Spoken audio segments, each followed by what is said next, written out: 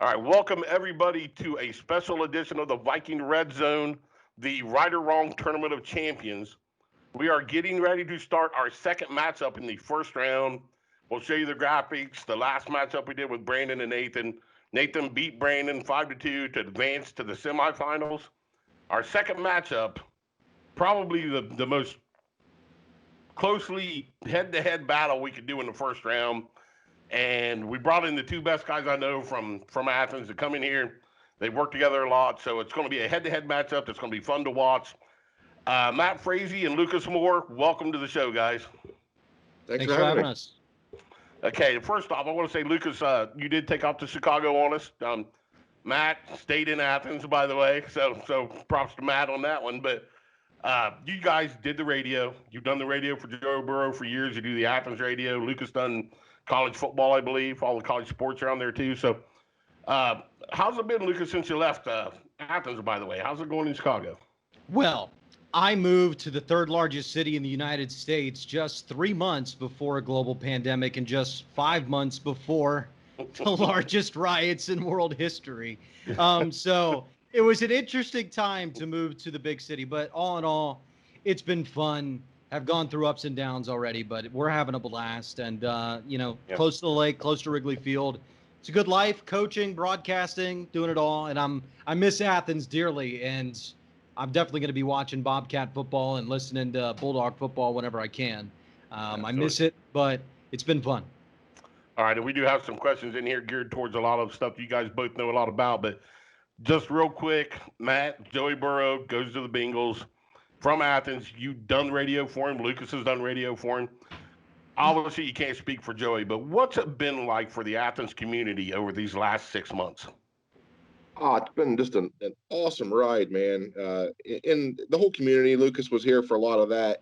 Uh, seeing the city turn from, Ohio University flags to Ohio University flags with Ohio State flags next to LSU flags and virtually every yard across every neighborhood and across the county even. I mean, it's been pretty cool.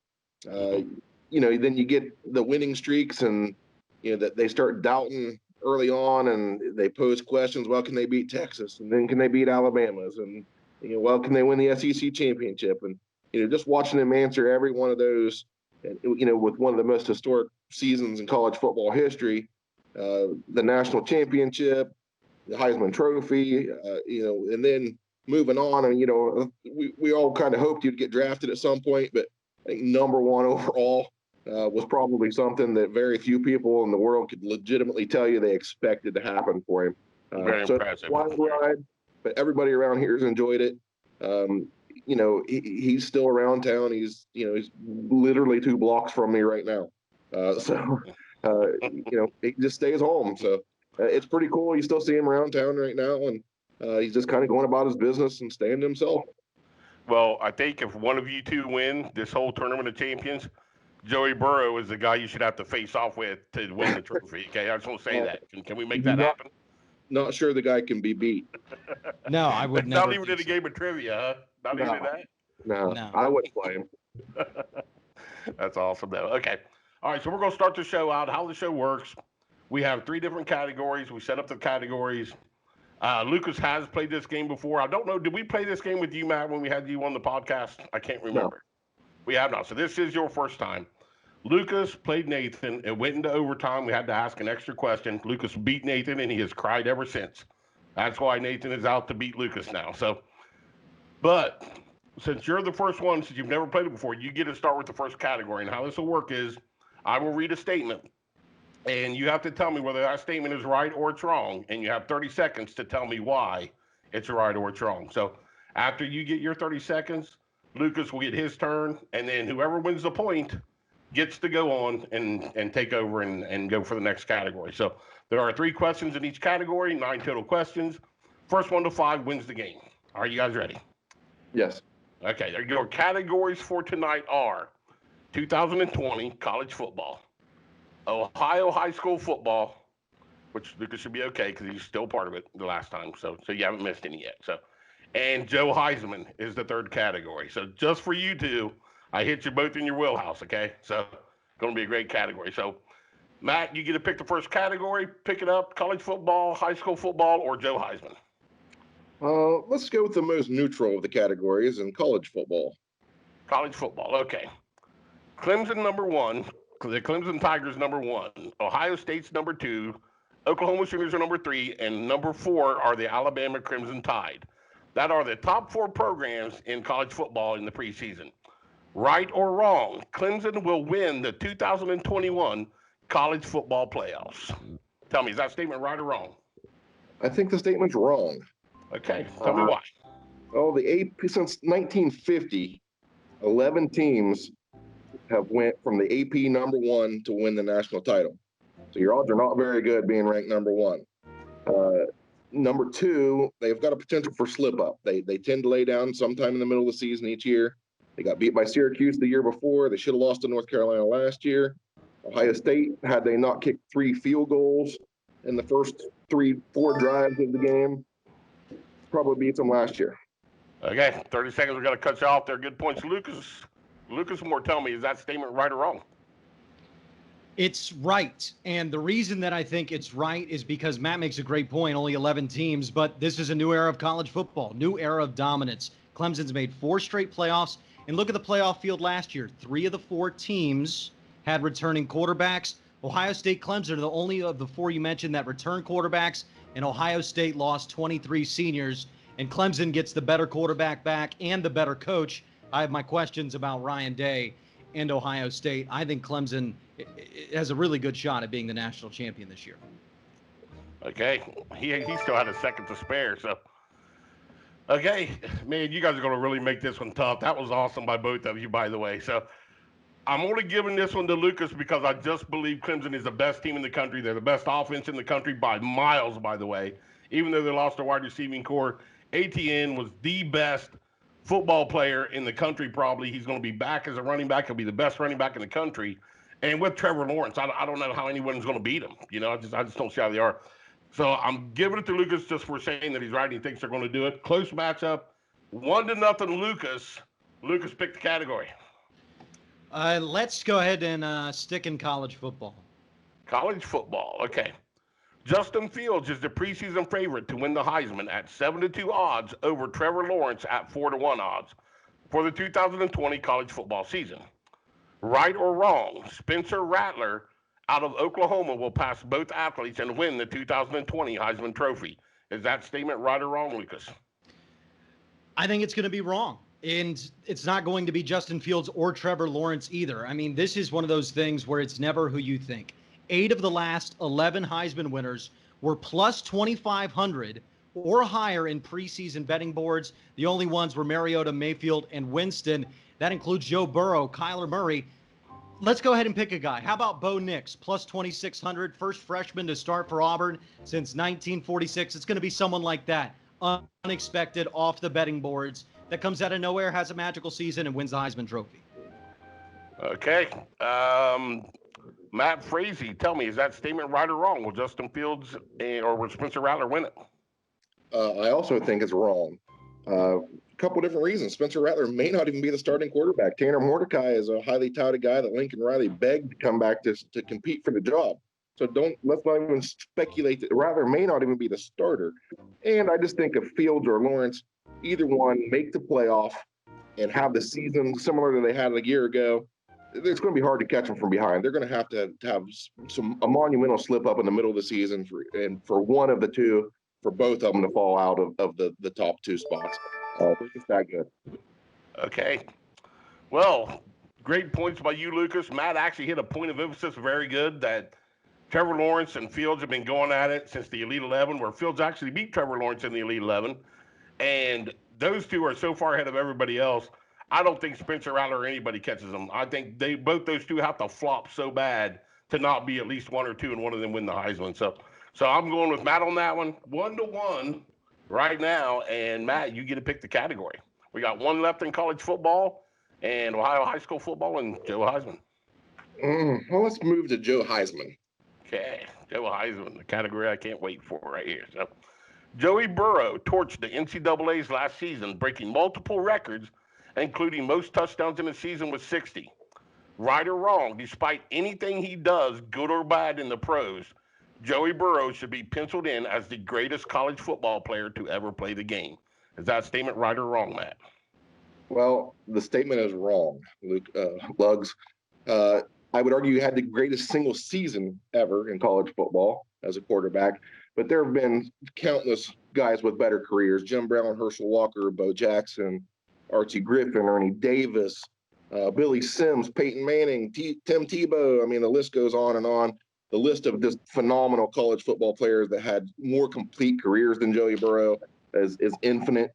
Um, Again, best single season, yes. One mediocre season as a starter, to Bleeding, back I'm that going to up. call you on that. I forgot to hit the button, by the way. So, okay, you got it in. All right, Lucas, right or wrong on that statement? I'm going to go right. Initially, I was going to go wrong, but then Matt started talking, and you know what? Just because it's one season, that doesn't mean he isn't the greatest player that ever played the game. Remember, 3 years of Joey Burrow's career wasn't his fault that he wasn't starting. I make the argument, if Urban Meyer had picked him instead of JT Barrett, Ohio State would have 2 extra national championships on their belt. This kid had 60 touchdowns, 15-0, with a bad defense and a receiving core that led the NCAA in drops the year before, and he had the greatest offense of all time facing the toughest schedule of all time. You take this version of Joe Burrow over every other version of any college football player ever, and I think that's what matters in the greatest college football player ever debate. Okay, I'll tell you what, this one just comes down to, I think, Matt buzzed in right first, really. So, great point of emphasis is that it was one season. That was one of my points of emphasis. It's hard to take one guy who had one great season, because if you did, you'd have Ty Detmer up there, you'd have Vince Young up there, you'd have Jamarcus Russell up there too. I mean, there would be guys up there that really aren't considered the greatest of all time. So, for that point alone, I got to give it to Matt. Matt takes the lead 2-1 right now. Jamarcus Russell, how dare you use An LSU guy, by the way. Yeah, and he threw what, 22 touchdowns? Yeah, that's Yeah, the Joe thing. Burrow had triple that at LSU. He did. I'm just saying, 1 year wonders don't get you up there with the best of the best. That's what I'm saying. So, okay, 2-1. Matt's got the lead. Lucas is losing his crap right now, isn't he? So, 2-1. You're up, Matt. Pick the category. Every category's got a question so far still. Let's go with high school football this time. High school football. I just want you guys to know that this question was asked to Nathan and Brandon also. So if you paid attention, you'll be ready for this one. So I put this one in there, by the way, because I was really curious to hear your and Lucas's take on this. So in 2021, the OHSAA has announced a move to allow 12 teams to make the playoffs in each region over the 8 teams per region previously allowed. Right or wrong, 12 teams making the playoffs is a horrible idea for the integrity of football in high school sports. Is that statement right or wrong, Matt?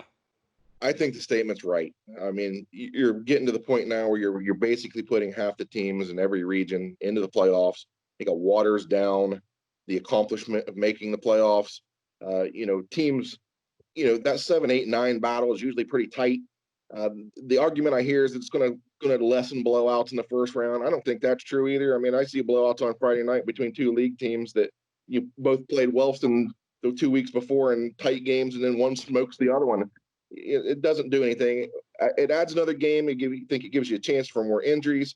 Takes those teams in the 5-6 range that might have a shot of making a run, adds a game to them, makes it more difficult for a team that has a potential to win. Okay, I'm going to stop you there because I forgot to hit the button again. Lucas Moore, tell me, is that statement right or wrong? Does it muddy the field? I agree with Matt that it does kind of mess with the integrity of competition. Check this out. In Division I, Region 2, all 4 teams that would have made it under this format would have been 4 and 6 football teams. 11 teams would have made it that are below 500 while only getting 2 10-0 teams in.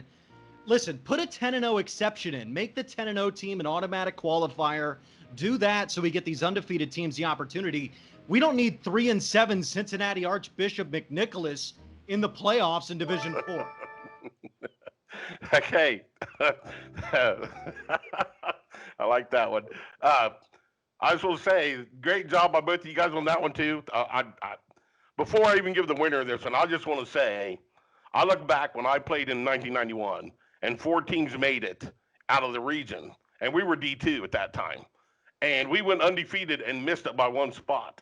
And now a 12 seed can get in that can't be 500 and can make the playoffs. And I've got people here telling me, oh, but look how cool it'll be to make the playoffs. And I'm like, big whoop. What did you do going four There's and no six to make the competition. playoffs? So, yeah, so I mean, you're both right. You're both right. But Lucas made a great point right there about talking about teams that'll be under 500 going, and no one mentioned that the whole time, by the way. So that slight edge right there, I'm giving it to Lucas. It is 2-2. Lucas, you are up. Pick the category.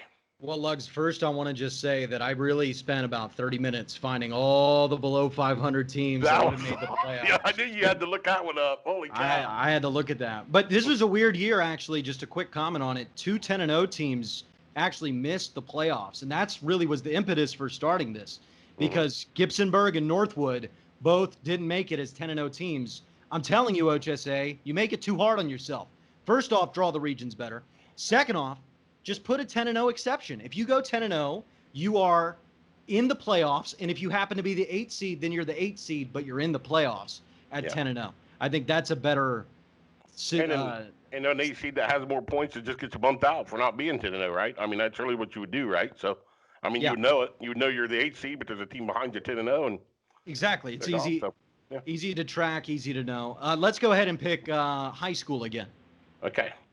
The top contenders for the TVC 2020 Player of the Year are Joey Moore out of Athens and Coulter Cleveland out of Meigs. Right or wrong, someone other than Joey or Coulter will win the 2020 TVC Player of the Year. You're up first, Lucas. Is that statement right or wrong? I'm going to go wrong. It's going to be Joey Moore of Athens. I mean, listen to what's happening this offseason. Nathan White is working with the number 1 overall draft pick running Bengals plays in the offseason. You don't think he's going to get better at coaching? You don't think there's some knowledge dripping down from the tree that is Joe Burrow? It would be insane to think that Joey Moore isn't going to get leaps and bounds better this offseason with Joe Burrow in Athens, in the Plains. I just think it's a match made in heaven, and Joey Moore is the most talented player with the best coaching staff and best system and best talent surrounding him. He's a lock for TVC Ohio Player of the Year. All right, Matt, right or wrong? Is that statement right or wrong? Well, it's definitely wrong. I mean, they're clearly the best 2 returning players across the league. There's no doubt. If either one meets or exceeds just the numbers they put up last year, there's no catching them. There's somebody would have to have a monumental season out of nowhere, and I just don't know that there's a player out there. I mean, you don't hear whispers of some secret weapon somebody's been kneeling on for a while, been holding back. It's just not out there. They're the 2 best players on 2 of the better teams. They're going to win a lot of football games. That's just all there is to it. And he's already made the point. I mean, he's working with Joey Moore and Joey Burrow are on the field together, playing around at times. It's too easy. Yeah. Okay. All right. Well, I mean, you both, kind of went the same way on that, and Matt kind of confirmed it for you, Lucas. So I got to give you the point. Great points on Nathan White and what they're doing there. And I mean, he's working with Joey Burrow. Holy cow! I mean, how can you not have Joey as a front runner? So, but I do think him and Coulter are going to have a nice battle. I don't see how Dave Tennant has as bad a year as he had last year by losing to River Valley and some teams he shouldn't have lost to. So, I think if Coulter can put up some good numbers, he's going to give him a race. But I think it's Joey's to lose. So, Lucas, you are up 3-2 now, I believe. Is that correct? Yes. 3-2, and you are up. Pick the category. Let's go, Joe Burrow. Joey Burrow, the second question under Joe. Joe Burrow was drafted number 1 by the Cincinnati Bengals in the 2020 NFL Draft. Right or wrong, Burrow will win a Super Bowl as a Cincinnati Bengal. Is that statement right or wrong, Lucas? I believe it's right. And listen, Bengals fans, look at me in the eyes. Sports is very cyclical. Sports gives and sports takes. In the 80s, a guy from a big school who lit it up in college, who could move like a dream in the pocket, didn't have a great arm, but great touch, and a beautiful leader named Joe, took 2 Super Bowls from the Bengals, and the universe has given us our Joe. This one is Joe Burrow, smooth in the pocket, beautiful leader, great touch. We're winning a Super Bowl. It might be in 10 years, but it is happening. Lock it in. All right, Matt. This question's loaded, dude. He just stole your heart with that. It doesn't matter what point I make. There's a little bit of there is a little bit of a trickeration to this question, by the way. It's a 5-year first-year contract, so really the question's kind of focusing a little bit more on will Joey Burrow want to be a Bengal in 5 years, or is he going to win a Super Ah. Bowl by then? But go ahead. I don't want to feed you any way to do it. So, but fifth-year option for the team, by the way. But so go ahead, Matt. Right or wrong?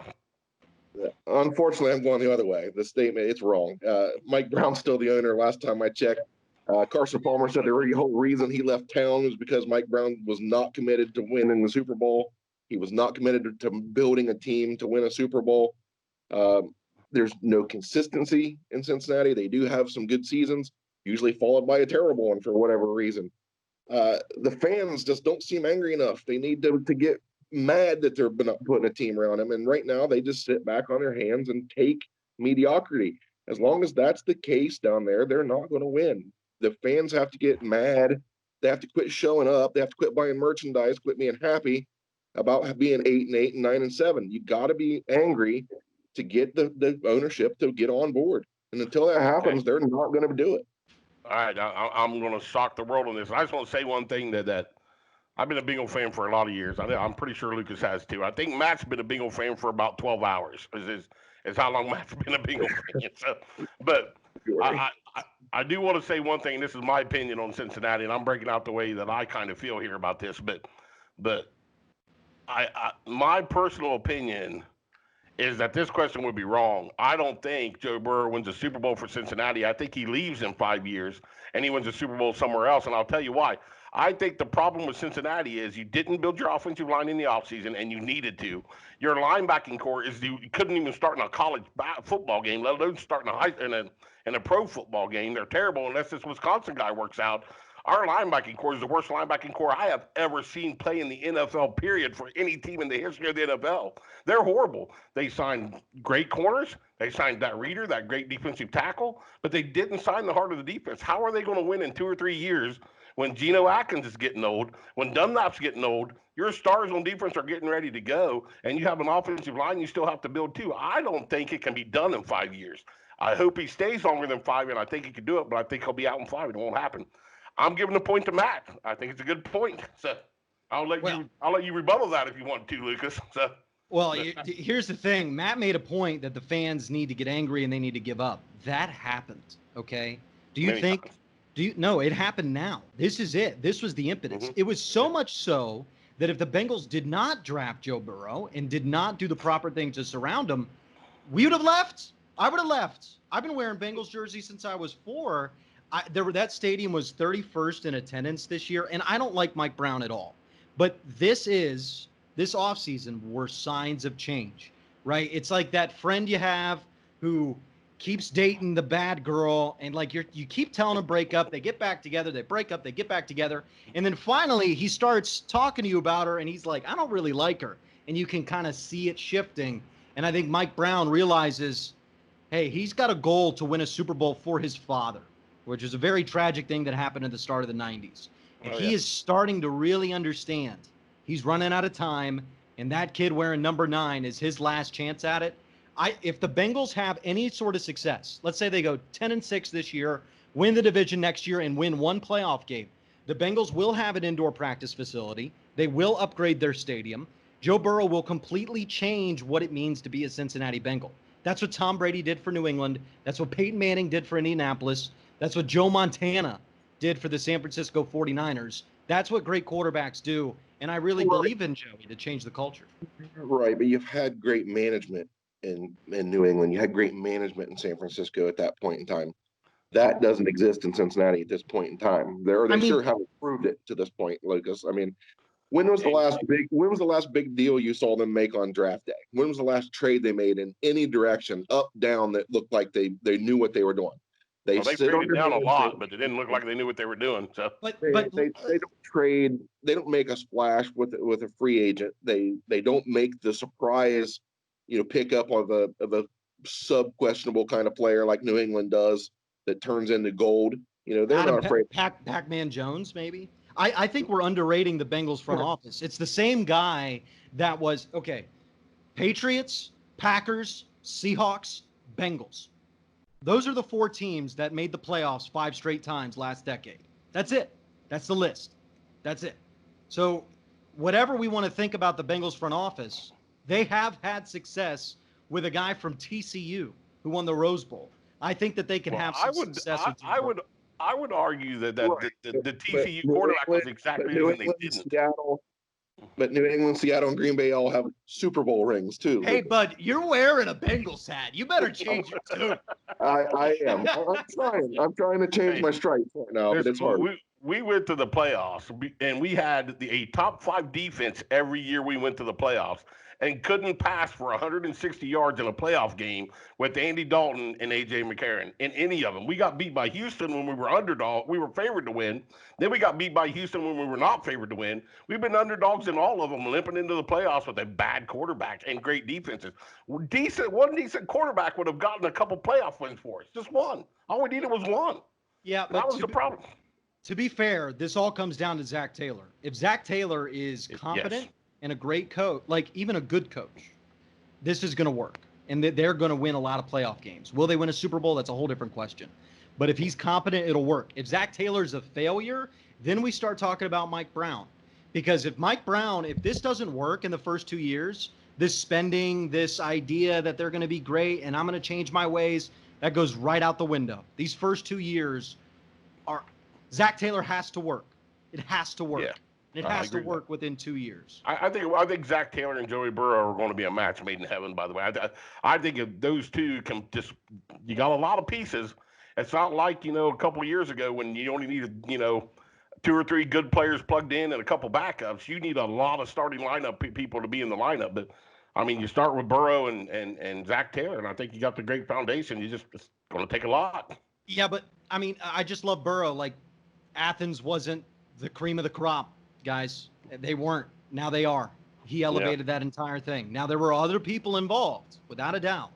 But Joe Burrow, a great quarterback is a tide that raises He's all. elevated everything he's been to. Exactly. I mean, there's no doubt there. He had elevated Athens to a different level. He took LSU from a team that kind of fell into the lower echelon of the bigger college Yeah, I mean they were football. always fourth in the SEC. I mean they were always they were never the number one. They were So going to be second or third in the SEC West, and they were going to be happy with it at 9-2, 9-3 or 8-4. But definitely elevated that program to a different level.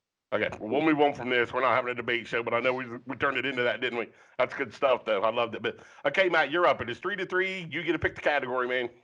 Let's close out the Burrow category. Joe Heisman. Okay. The Cincinnati Bengals selected Joey Burrow first in the NFL draft, and Vegas has him projected with 3,700 yards, with 23 touchdowns and 303 yards rushing, ranking him as the 10th best predicted QB in the 2021 season. Right or wrong, Joey Burrow will exceed all those expectations his rookie season. Is that statement right or wrong? I think the statement's right. I mean, just break down the numbers. 16 games, 3,700 yards. That's 231 yards a game. I don't think he's thrown for 231 yards since he was in middle school. I mean, that's mundane when you have, AJ Green, T. Higgins, Ross, Boyd. I mean, Mixon, Gino, or Gio Bernard. Just too many weapons to not throw for more than 231. It's 19 rushing yards a game. That's two good scrambles out of Joe Burrow. No sacks. Sacks in the NFL don't count negative against rushing yards. So I think 19 yards is easy, and it's about a touchdown and a half a game. I think that's probably about where he's going to end up. So Okay, I think all that. I got to remember to hit the buzzer, too, because I keep giving you guys too much time. So, all right, Matt, I got to cut you off. Lucas Moore, tell me, is that statement right or wrong? It's right. And what I mean with Joe Burrow and whether he's going to be great this year statistically, I look at Baker Mayfield. The Browns were 0-16. They were getting a Heisman Trophy quarterback who transferred, and the dude threw 28 touchdowns. The Bengals were a competitive 2-14. Competitive. Should have been 4-12 if Andy had started. They have more weapons, much better talent than that Browns team, and Joe Burrow, without a doubt, is a better quarterback in every way. I think 25, 28, 29 touchdowns and 4,000 yards is on the board. Okay, well, I'll tell you what, I got to give this one to Matt, only because I don't think you can look at the offense of the Cleveland Browns and say that the Cincinnati offense is better. I mean, look, their wide receivers alone. They're loaded. But back after the 0-16 year, Lugs. They had none of those guys. Not Juice, not Odell. I got to go with Matt there on that. I just think that I do agree with you both that he's going to beat the numbers, but I don't think comparing it to Baker is the same thing. So I got to give it to Matt. 4-3 right now. Matt's got the lead, and Matt, you get to pick the category. Let's go. That's a Let's, tough one. let's finish college football. College football. We only have one left in that one. Yeah. Okay, let's go over here. Yeah, you're right. That was the first one, wasn't it? Okay. Great early season matchups in college football have been scarce to say the least. But this season, the number 2 Buckeyes will face the number 14 Oregon Ducks. Number 4 Alabama will face the 13th ranked USC Trojans. And number 7 Texas will face the number 12 LSU Tigers. All within the first 3 weeks of the season. Right or wrong, the matchup with the biggest college football playoff impact will be the number 2 Buckeyes versus the number 14 Oregon Ducks. You're up, Matt. Is that statement right or wrong? Statement's wrong. Statement's wrong because Ohio State will win the football game. The only way that game's the most impactful is if Oregon pulls off the upset. I know it's hard to win in Eugene, but Ohio State is number 2 for a reason. They're loaded coming back. They will win the football game. To me, Alabama beating USC is kind of a watered down game. USC is a paper, a paper power at this point in time. The game's going to be the same one it was last year. The Texas and LSU game is going to vault one of those 2 teams from the edge of college football right back into the conversation for the playoffs in a hurry. That's the biggest game for me. Okay, I got something. I always forget to hear it from Matt, man. I feel like I'm cheating you, Lucas. All right, Lucas, is that statement right or wrong? It's wrong, and I agree with Matt with the game. It's Texas and LSU because the Buckeyes will blow out Oregon and Alabama will blow out USC. And think about the playoff. It's always been Alabama, Clemson, Ohio State, somebody else, and then that Big 12 team. Big 12 team's been Oklahoma.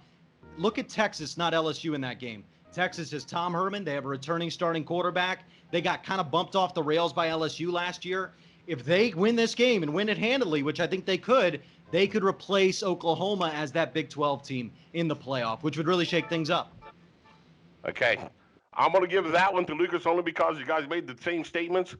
But I do like the fact, if you look at LSU and what they did last year in the matchup and how hyped that game was for last year and what LSU has lost this season, I think it's Tom Herman's year. I think their roster's a little bit better right now, and I think they win, and I think they catapult themselves to the top 4. So I'm going to go with Lucas. It is 4-4. We have one question left in one category, and that is Ohio high school sports. That's the best way to finish it with you two, by the way, is in Ohio high school sports, by the way. This is great. So, okay, Ohio high school sports. Lucas, you're up. Mike Smith got the 2019 Coach of the Year with an impressive 7-3 season and a playoff berth for the Rockets last season. Right or wrong? Mike Smith will win Coach of the Year for the second straight season, taking the Rockets to back-to-back playoff berths. Lucas, is that statement right? I think it's wrong because Mike Smith won the award last year on Wellston. Look at them. They finally are competitive. They're 7-3. Whoa, Mike Smith, Wellston. That's gone now. It's expectation. And unfortunately, the weight of expectation always destroys award campaigns. I don't care if Wellston, they will need to win the conference and be by far and away the best team for Mike Smith to win this award. And I just don't think that's on the table for Wellston this year whatsoever. I really don't. I think Rusty Richards, Nathan White, and the crew there is better chance of winning it than Mike Smith. Okay, Matt, right or wrong on that statement? Will Wellston go to the playoffs again? No, it's wrong, and for a lot of the same reasons he said. I think the coaching deal is loaded. I think Nathan White's a better overall coach. I think Rusty Richards is a better coach. I think Travis Bethel's a better coach. I think Dave Tennant has a good year at Meggs. Could easily win the award. There's just too many good coaches in the league. Basically, you're going to have to finish at least one or two at the top. I'm not sure Wellston pulls off the magic they had last year. Again, just don't see it. There's just too many good coaches for him to repeat that award. Okay. All right, guys. Before I say who the winner of this contest is, by the way, 4-4. How impressive was that? I want to say that Wellston also lost Jackson, which is, you would think would help them out, but they picked up an Oak Hill team who was still probably a better team than Wellston, so they still probably lose that week 1 too. So there's no way Portsmouth West has another down year, right? I mean, that's one of my initial thoughts on the Wellston schedule. They kind of got lucky last year when West was not playing well, right? And normally they're a playoff contender, and I just don't see that either. But the winner of this matchup, I just got to go with Lukas because you kind of made the same points.